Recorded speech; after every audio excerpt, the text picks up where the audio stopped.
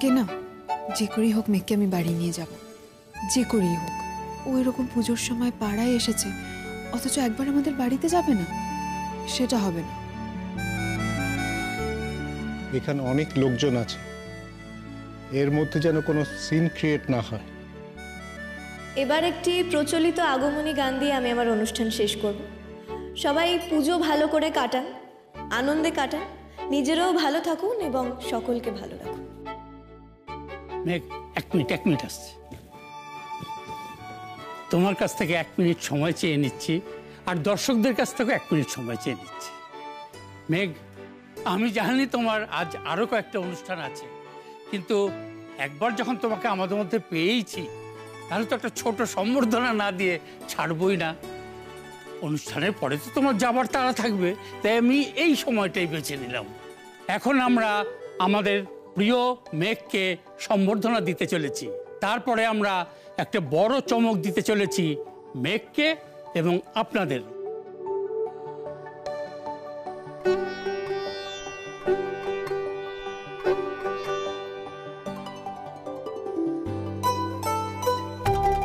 কিরে নীল, কি চমকের কথা বলছে রে?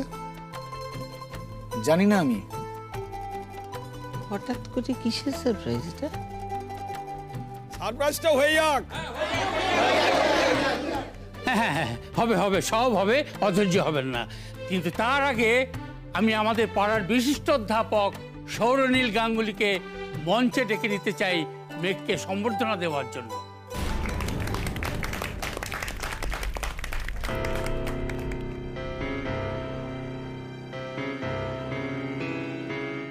আপনারা অনেকেই হয়তো জানেন যে মেঘ এবং সৌরনীলের মধ্যে সম্পর্কটা, দুটি অসম্ভব গুণী মানুষ, ওরা আসলে স্বামী স্ত্রী এবং আমাদের পাড়ার গর্ব।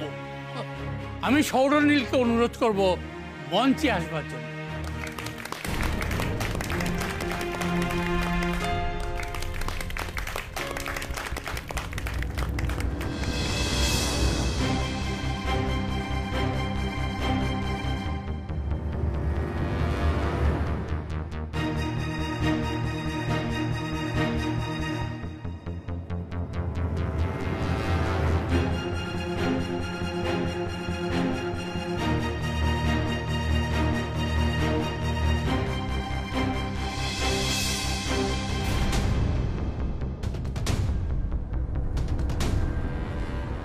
মিনি, মিনি কোথায় রে? ওকে দেখতে পাচ্ছি না তো। ওই তখন একটা ফোন এসেছিল, কথা বলতে বলতে বাইরে চলে গেল, আসেনি আর। যাব বাবা, এখনো আসেনি? সে তো অনেকক্ষণ আগে গেছিল। ইস, মিনি এই সুন্দর মুহূর্তটা মিস করলো। নেই, এটাই আমার কিচ্ছু করার ছিল না। তবে এটা না হলে অনেকগুলো প্রশ্নের জবাব দিতে হতো। তোমার যদি এতে খারাপ লেগে থাকে তো আই এম সরি। একটা ডুয়েট হয়ে যাক।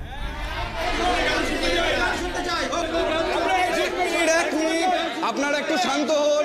আমি বুঝতে পেরেছি আপনারা দয়া করে একটু শান্ত হন। আমরা অবশ্যই গান শুনব, কিন্তু তার আগে আমরা ডেকে নেব আজকের চমক। আচ্ছা, এই চমক আসার আগে আপনাদের সবার কাছে আমাদের একটি প্রশ্ন আছে। আচ্ছা বলুন তো, মেঘ রায় এই নামটা শুনলেই পাশাপাশি অবধারিতভাবে কার নাম উঠে আসে? কি হলো বলুন? দেখুন, আমি কিন্তু খুব কঠিন কিছু প্রশ্ন করিনি, একটু ভাবলেই পারবেন। আমি জানি আপনারা অবশ্যই এই উত্তরটা জানেন। আচ্ছা বেশ, আমি একটা ক্লু দিই, তাহলে আপনাদের সুবিধে হবে।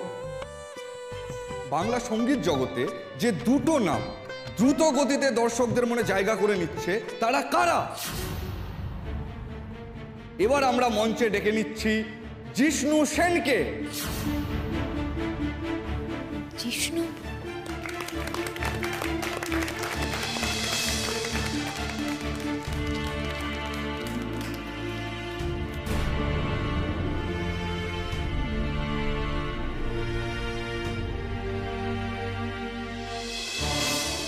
জিষ্ণু সেনকে যখন আমরা অনুরোধ করি, তখন তিনি অন্য একটি অনুষ্ঠানের কারণে আমাদের না বলেছিলেন। তবে তিনি আশা দিয়েছিলেন যদি কোনোভাবে কোনো অনুষ্ঠান ক্যান্সেল হয় তবে তিনি আমাদের জানাবেন। এবং আজ আপনাদের অফুরন্ত ভালোবাসা এবং আমাদের মনের জোরে তার একটি অনুষ্ঠান ক্যান্সেল হয়, এবং আজ তিনি আমাদের মধ্যে এসে উপস্থিত হয়েছেন। আশ্চর্য, জিষ্ণু আমাকে কিছু বলেনি তো যে ও এখানে আসছে। নীলকেও তো দেখে মনে হচ্ছে ও জানতো না। শুভ অষ্টমী।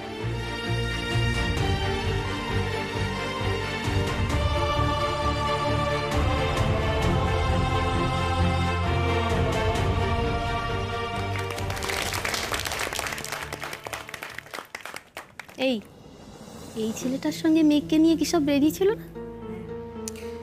শুধু গসিপটা পড়েছেন না? আর দুদিন বাদে ওই একই পেপারে একটা বড় করে ক্ষমা চেয়ে লেখা লিখেছিল, সেটা পড়া হয়নি বোধহয়। গিনি থাম না, ছাড়।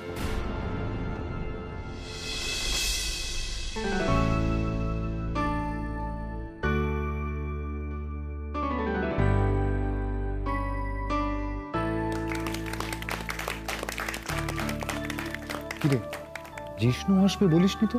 আরে আমিও জানতাম না। আমি তো জানতাম ও আসবে না। ও যে আসছে সেটা আমাকে কেউ বলেনি। বৌদিকে দেখে মনে হচ্ছে বৌদি ওর জানতো না ব্যাপারটা। কি জানে, হবে হয়তো। আমরা আজ খুবই খুশি, বাংলার সঙ্গীত জগতের দুই উদীয়মান নক্ষত্রকে আমরা একই সাথে একই মঞ্চে পেয়েছি। একটা বড় করে হাততালি হোক তাদের জন্য। কি আমি সারপ্রাইজ দিলাম বলো? ভালো না। আমরা অনুরোধ করব তারা যেন তাদের অ্যালবাম থেকে যে কোনো একটি ডুয়েট গান আমাদের গেয়ে শোনায়।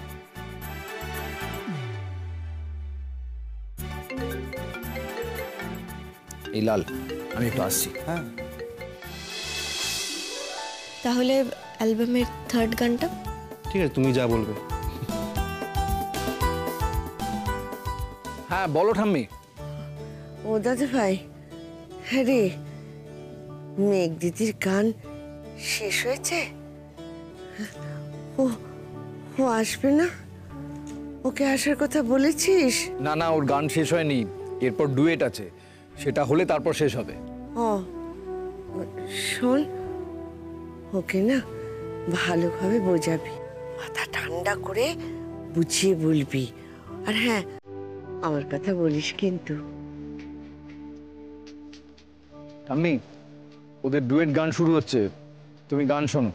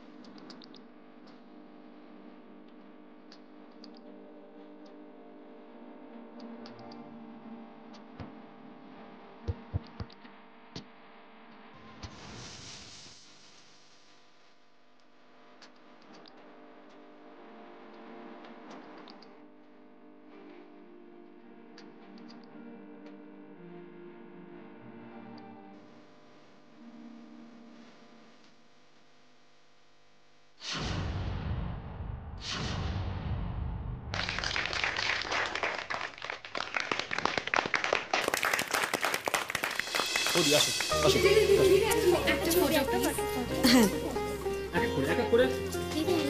থ্যাংক ইউ, তাড়াতাড়ি বৌদি একটু ব্যস্ত আছে। হ্যাঁ, হয়েছে হয়েছে হয়েছে। Thank you, thank you.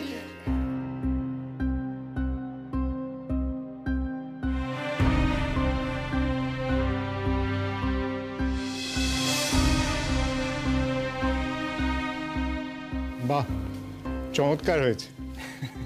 তবে মন কিন্তু ভরলো না, আরো বেশ কয়েকটা গান হলে খুব ভালো হতো। হ্যাঁ, আসলে লাল আজ একদমই সময় ছিল না, তাই। জানি জানি। আর ঠাম্মি আসেনি? না, আসলে মার শরীরটা তো খারাপ, ওই জন্য আসতে পারেনি। কেন, ঠাম্মির কি হয়েছে? আসলে প্রেশারটা ফ্লাকচুয়েট করছে আর ইলেকট্রোলাইট ইমব্যালেন্সটাও রয়েছে। ওই জন্য আমার খুব ইচ্ছে ছিল সামনে থেকে তোমার গান শোনার, কিন্তু শরীরটা একদম ঠিক যাচ্ছে না, তাই আমরা রেখেই এলাম। ঠিক আছে, আমায় এবার বেরোতে হবে, আমি চলি। হ্যাঁ গিনি, আসছি। আসুন আসুন বৌদি। না, তোমাকে যেতে হবে না, আমি চলে যাবো, এই গাড়ি বাইরেই আছে। ওকে। তুমি এবার ওকে বললে না? কি বলবো? কি বলবো মানে? আমাকে বাড়ি যেতে বলবে? সেটা বলা যায় না, আর তুমিও সেটা খুব ভালো করেই জানো, তাই তুমি ওকে যেতে বলনি। না, আমি কেন যেতে বলিনি সেটা তুমি খুব ভালো করেই জানো। তা আমি না বললাম, তুমি তো বলতেই পারতে, তুমি বললেও ঠিক যেত। এইভাবে গিয়ে কি লাভ বলো? হয়তো তাতে তিক্ততা আরো বাড়তো। আর কি হবে এখন, ছাড়ো, বাদ দাও। আমার এখনই জিষ্ণু সেনের গান শোনার কোনো ইচ্ছে নেই, আমি বাড়ি যাচ্ছি। হ্যাঁ হ্যাঁ, আমিও বাড়ি যাব। সেই ভালো, বরং আমরা সকলে মিলে বাড়ি যাই। চল, আর এই গান টান শুনতে হবে না, বুঝেছিস? চল। দাদা ভাই কোথায়? দাদা ভাই ওই তো ডুয়েট গানটা শুরু হওয়ার আগে বেরোলো। কি জানে, দাদা ভাইয়ের হয়তো খুব খারাপ লেগেছে রে। আচ্ছা, মিনিটা কোথায় বলতো? আচ্ছা দাঁড়াও, আমি ফোন করে ওদেরকে বলে দিচ্ছি যে আমরা বাড়ি যাচ্ছি বলে। চলো তোমরা চলো, আমি যাচ্ছি।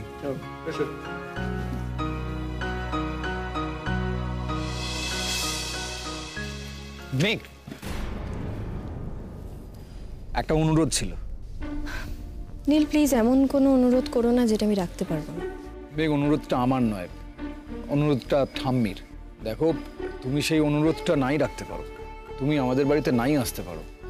আসলে ঠাম্মি খুব ব্যস্ত হচ্ছিল, এখানে আসবেও ঠিক করেছিল, কিন্তু শরীর পারমিট করে। নীল, তুমি আমাকে যত এভাবে বলবে আমার নিজেকে তত অপরাধী মনে হবে। আর আমার এইখান থেকে আরেকটা জায়গায় যাওয়ার আছে, সেটা কিন্তু তুমি খুব ভালো করে জানো। হ্যাঁ মেঘ, আমি জানি তুমি খুব ব্যস্ত, তবু মনে হলো একজন অসুস্থ মানুষের ইচ্ছে জেনে তুমি হয়তো আসবে। ঠাম্মির খুব ইচ্ছে ছিল তোমার গান সামনে বসে শুনবে, শরীর অসুস্থ তাই আসতে পারিনি। আমি ফোন করেছিলাম, আমি ফোনে তোমার গান শুনিয়েছি। বারবার জিজ্ঞেস করছিল যে আমি তোমাকে ঠাম্মির সঙ্গে দেখা করার কথা বলেছি কিনা। ঠিক আছে, আমি যাব। তুমি যাবে? তুমি সত্যি যাবে? তুমি সত্যি বলছো মেঘ? যাব, তবে একটা কন্ডিশনে। তুমি বলো, আমি তোমার সব কন্ডিশন রাখবো। আগের বারের মতন কোনো সিন ক্রিয়েট যেন না হয়, বা কোনো রকম কোনো আনপ্লেজেন্ট সিচুয়েশন যেন না ক্রিয়েট হয়, তাহলে কিন্তু আমি। না না, কিচ্ছু হবে না, আমি কথা দিচ্ছি। তুমি এসো, আমার গাড়িটা সামনেই রাখো। না না, ঠিক আছে নীল, আমি আমার গাড়িতেই যাচ্ছি, তুমি এসো। ওকে।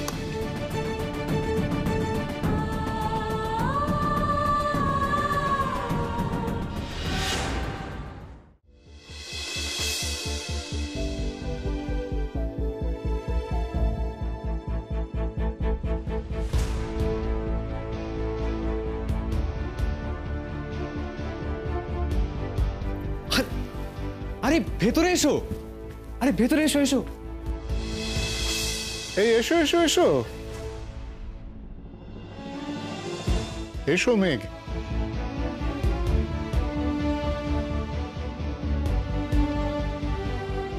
মেঘ, এসো, ভেতরে এসো, মা তোমার জন্য অপেক্ষা করছেন, এসো।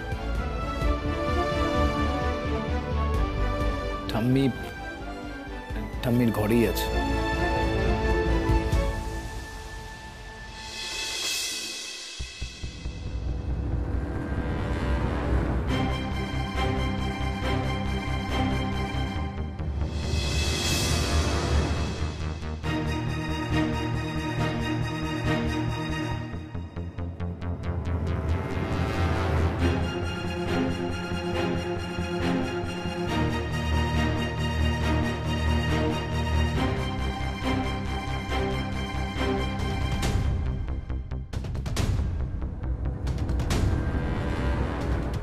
ইস ছোটদা ভাই, ফ্রেমটা বাঁধিয়ে রাখার মতো ছিল কিন্তু।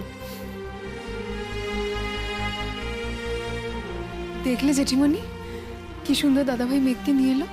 আমি বলেছিলাম না, দাদাভাই বললে মেঘ কিছুতেই না বলতে পারবে না, মেঘ আসবেই বাড়িতে। এই আশাটা মেঘ কিন্তু এসেছে মায়ের জন্য বেসিক্যালি। ওকে মায়ের কথা বলি তো আনছে, ফোনে নীল বললো না। সে যে জন্যই আসুক বাপি, এসেছে তো মেঘ বাড়িতে। তোমরা সবাই দেখলে না, দাদাভাই পিছন দিক থেকে এসে দাঁড়াতেই মেঘ কি সুন্দর করে তাকালো দাদাভাইয়ের দিকে, কি দারুণ লাগলো। এই দারুণ লাগাটা আমরা কেউ 1 বছর ধরে কেন যে দেখতে পেলাম না। যদি দেখতে পেতাম তাহলে বোধহয় এই দৃশ্যটা আরো অনেক বেশি সুন্দর হতো। হ্যাঁ রে ছোট,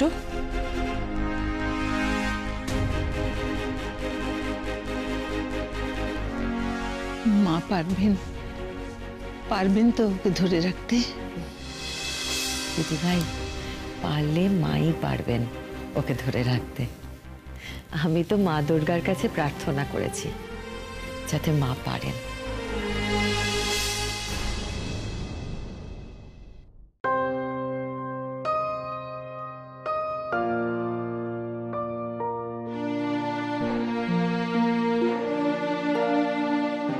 ঠাম্মি,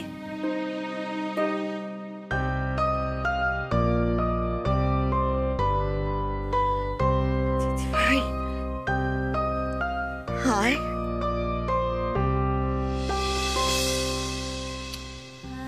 ঠাম্মি তুমি মেঘকে কিছু বলবে না? জানো তো ও না চলে যাচ্ছে এখান থেকে, ও আর থাকবে না বলছে এখানে। কাকে থাকতে বলবো, কার কাছে থাকতে বলবো? কি রে, ওখানেই দাঁড়িয়ে থাকবি? এই বুড়িটার কাছে আসবি না? কতদিন দেখিনি তোকে।